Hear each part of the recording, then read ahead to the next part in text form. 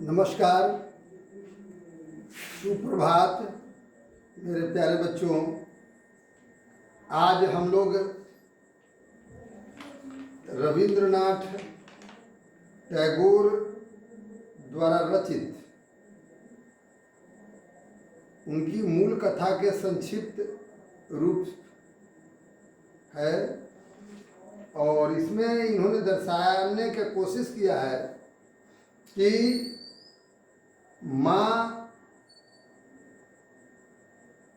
बच्चों के लिए हमेशा प्यारी प्यारी है और माँ के बिना बच्चे अधूरा हैं।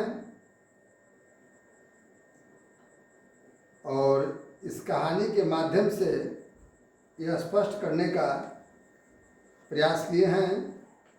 कहा गया है प्यारे बच्चों कि अनंत आकाश को आसमां कहते हैं। अनंत आकाश को आसमां कहते हैं। जहाँ प्यारों का अंत न हो उसे माँ कहते हैं। जहाँ प्यारों का अंत न हो उसे माँ कहते हैं।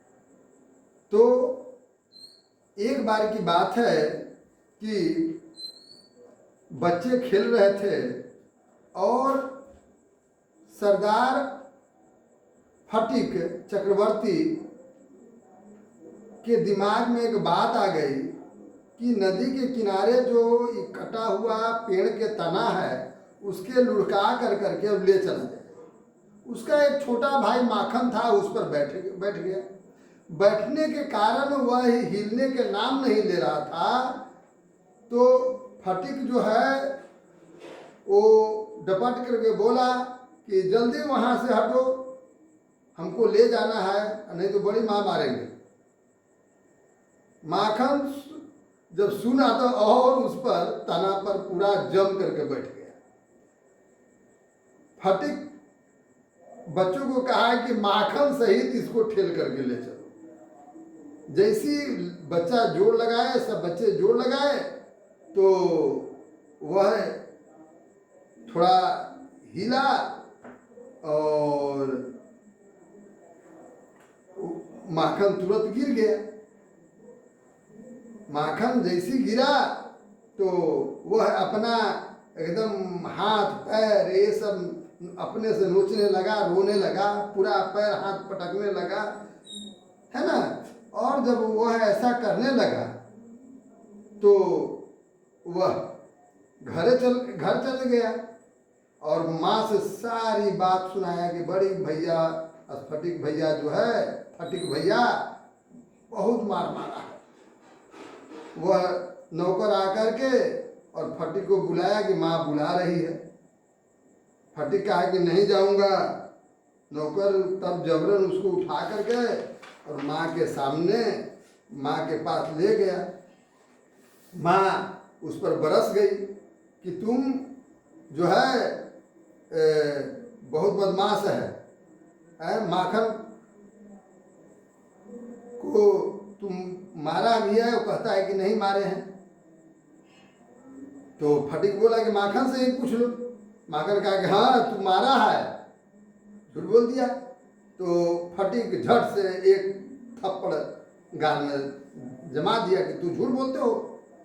इस पर माँ जो है उसको झकझोर करके पीठ पर 2-3 धौल जमा दी। कौन जमा दी? माँ जमा दी। अब वो भी फटिक माँ को धक्का देने लगा तो माँ चिल्ला के बोली कि तू माँ पर हाथ उठाता है ना। ठीक उसी समय एक काले सफेद बाल वाले उनके मामा जी, जिनका नाम था विश्वंभर बाबू, वह पहुंच गए। जैसे ही माँ का नजर उन पर पड़ा तो सारे गुस्सा शांत और वह बोलने लगे कि क्या हो रहा है। कौन? उनके मामा जी बोलने लगे। लेकिन गुस्सा भी माँ भी गुस्सा भूल गई और खुशी से उतर गए, उछल गई और उनको नमस्कार किए। कुछ दिन धूमधाम से साथ बिताए, लेकिन जब विदा होने लगे 2-3 दिन पहले विश्वम्बर बाबू ने अपने बहन को बुला कर करके इस बात को कही कि फटीक को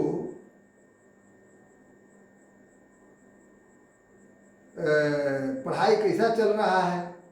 तो उनकी माँ कही कि बड़ा उदंड हो गया है, पढ़ने में मन नहीं लगता है ना। लेकिन फटीक और माखन बड़ा शांत भला लड़का है, पढ़ने लिखने वाला है ना। तब विश्वम्बर बाबू बोले कि फटीक को मैं ले जाऊंगा कलकत्ता, है ना, वहीं पढ़ाऊ लिखाऊंगा। और फटीक के पिताजी स्वर्गवास हो गए थे। मामा जी को दया आ गई थी, जिसके कारण ऐसा प्रस्ताव रखे थे। माँ भी फटीक से पूछा कि क्या मामा जी के साथ कलकत्ता जाओगे, तो वह भी खुशी से उछल पड़ा, कहा कि हाँ जाएंगे। तो वह जाते समय,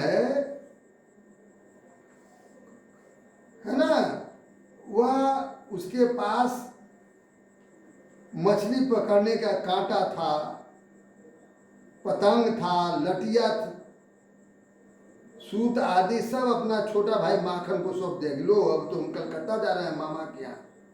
जैसे मामा के यहाँ पहुँच गए, उनकी मामी जो है, मामी से प्रथम मुलाकात हुई। लेकिन मामी प्रेमहीन थी, जो फटीक को ठेस पहुंचाती थी। और फटीक स्कूल में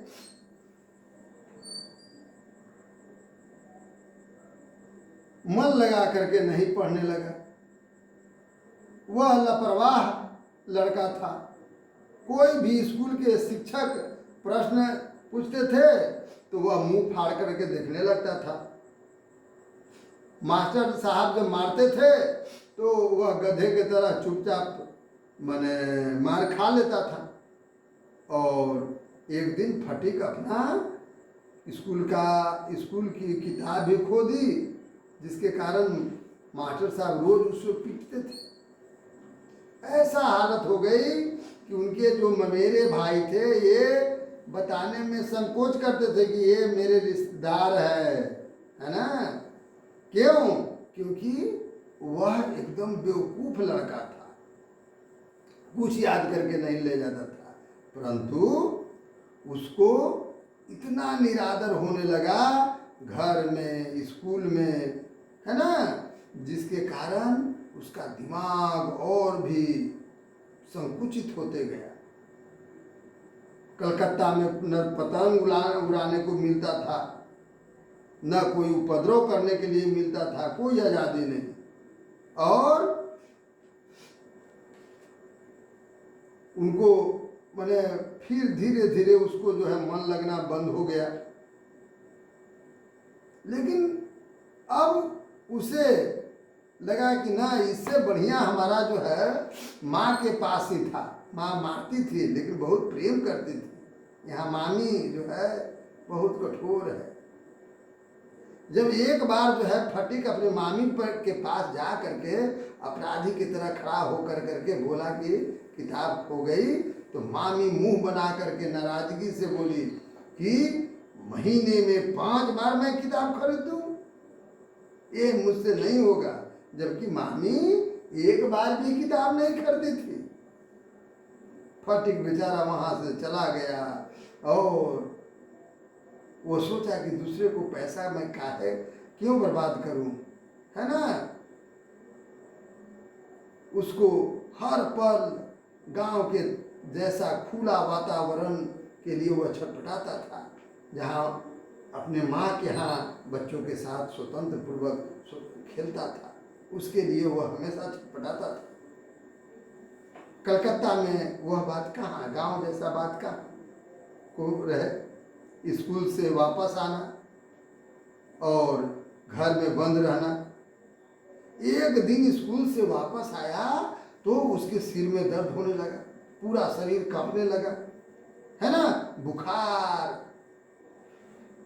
वह समझ गया, कौन, फटिक, कि बुखार आने वाला है और बीमार हम पड़ेंगे तो मामी पर बोझ क्यों हम डालेंगे, है ना। अब समझ सकते हैं, वह निर्बोध बालक पर इस प्रकार की बात, इस प्रकार की दिमाग में घर कर जाना कितना कठोर यह बात को सूचित करता है। दुनिया में अपनी माँ के सिवा कोई और करेगा, इसकी संभावना ने ही उसे शर्मिंदा बना दिया कि माँ के सिवा कोई सेवा नहीं कर सकता है और प्रेम नहीं दे सकता है। और एक दूसरा दिन क्या हुआ कि फटिक दिखाई नहीं दिया, फटिक नहीं दिखाई दिया, पड़ोसियों से पूछताछ किया गया, है ना। तो और सावन का महीना था, झिमझाम बारिश भी हो रही थी। वह विश्वम्भर बाबू, उनके मामा, पुलिस के यहाँ खबर कर दी कि मेरा भगना जो है वो पता नहीं चल रहा है, कहाँ चल गया। सारा रात बीत गया। शाम को घर के सामने एक पुलिस की जीप आके खड़ी हुई। पुलिस ने पुलिस के दो आदमी फटिक को पकड़कर गाड़ी से उतारा। उसका पूरा शरीर कीचड़ से लथपथ था, मुंह लाल था, थर थर काँप रहा था, है ना। फटिक को देखते ही मामी बोली कि हम कहते हैं कि यह लड़का जो है पूरा परेशान कर डाला है, इसको घर भेजवा दो। फटिक रोता हुआ बोला, मैं तो घर ही जा रहा था, लेकिन ये लोग मुझे पकड़ कर करके ले आया। अब समझ सकते हैं, जब वहाँ मन नहीं लग रहा था, बच्चों को चारों ओर से तिरस्कार ही तिरस्कार मिल रहा था, बच्चा बेचारा वह क्या करता, घर बेचारा अकेले जा रहा था, है ना। फटिक को बुखार आ गया, बुखार बढ़ता जा रहा था, सारा रात बड़बड़ा रहा था। काफी बुखार में बच्चे बड़बड़ाने लगते हैं, है ना। विश्वम्भर बाबू डॉक्टर बुलाए और फटिक को जब डॉक्टर साहब देखे तो कुछ दवा भी दे दिए, है ना। लेकिन फटिक अपनी लाल आंख से छत की ओर देखते रहा। फिर बोला, मामा जी मेरी स्कूल में छुट्टी हो गई है, क्या मैं घर जा सकता हूँ, है ना। क्योंकि पढ़ाई से उसे नफरत होने लगा। ऐसा क्यों बच्चा बोलेगा, पढ़ाई से नफरत होने लगा। और दूसरी बात, यह स्थान जहाँ खुशी से आया था मामा जी के घर, वह अब जेल के तरह कैद खाना, और वहाँ पर भी उसे सम्मान आदर कुछ नहीं मिलता था। तो वह घड़ता था, वह हमेशा चाहता था कि हम अपने घर चले जाओ। विश्वम्भर बाबू रुमाल से आंख पोंछ करके प्रेम से फटिक के बुखार से तपते हुए हाथ को अपने हाथ में लेकर जाकर के पास बैठ जाते हैं, है ना। फटिक फिर बड़बड़ाता है, माँ मुझे मत मारना, है ना, माँ मैं सच कहता हूँ, मेरा कोई गलती नहीं है। इस तरह से रात भर वो बड़बड़ाता रहता था। दूसरे दिन थोड़ी देर के बाद वह फिर फटिक को कुछ होश आया तो कमरे की ओर वह देखते रहा, इधर उधर, मैंने अपना नज़र इधर उधर दौड़ाया। जब उसको चारों ओर निराश आया तो वह मुंह फेर करके सो गया। दूसरे दिन भी डॉक्टर आए, है ना। डॉक्टर चिंतित थे, उदास में बोले इसका हालत ठीक नहीं है ना। और वह माँ का इंतजार कर रहा था, वो चाहता था कि माँ से जल्दी मिले, है ना। और वह कुछ न कुछ बड़बड़ाते रहता था। लेकिन ठीक उसी समय उसकी माँ बहुत तेज से कमरे में घुसी, वह रोने लगी फटिक को देख कर करके, है ना। और वह कहने लगी कि मेरा बेटा, है ना, मेरा बेटा, मेरा सोना बेटा, मेरा मानिक बेटा, मेरा हीरा बेटा, इस तरह से वह कह करके रोने लगी उस स्वर में। विश्वम्बर बाबू उसे बहुत मुश्किल से चुप कराए। फटिक के कुछ पल के लिए हाथ पैर पटकने बंद कर दिए और बोले, क्या? माँ बोली, फटिक बेटा, फटिक मेरे अच्छे बेटे। फटिक ने फिर धीरे से करवट बदला, फिर किसी तरह से, है ना, माँ से धीरे से बोला, माँ मेरी छुट्टी हो गई है, अब घर जा रहा हूँ। मैंने उसको हमेशा था घर, कितना घर, माँ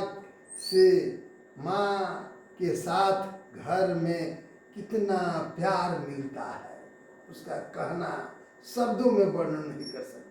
भले क्यों न भूखे रहे, प्यासे रहे, नमक रोटी खाए, लेकिन माँ के साथ रहने में बच्चों का आनंद ही कुछ और मिलता है।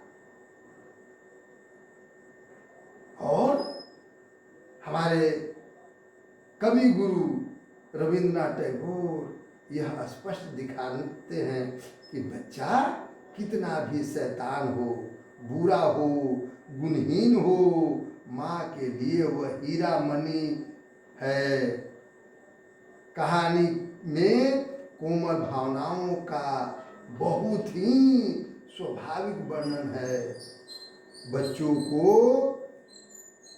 प्रेम सम्मान चाहिए, बच्चों के साथ अत्यधिक कठोर व्यवहार बाल मन को विरोध कर उठता है, किंतु बच्चा फिर भी माँ का ही सानिध्य में चाहता है, सानिध्य में रहना चाहता है। उसके बिना वह अकेला और असुरक्षित महसूस करता है। माँ का महत्व, इसीलिए तो लोग कहते हैं कि माँ पृथ्वी से भी भारी है। तो माँ माँ है। तो प्यारे बच्चों, आप इस कहानी के माध्यम से समझ गए होंगे।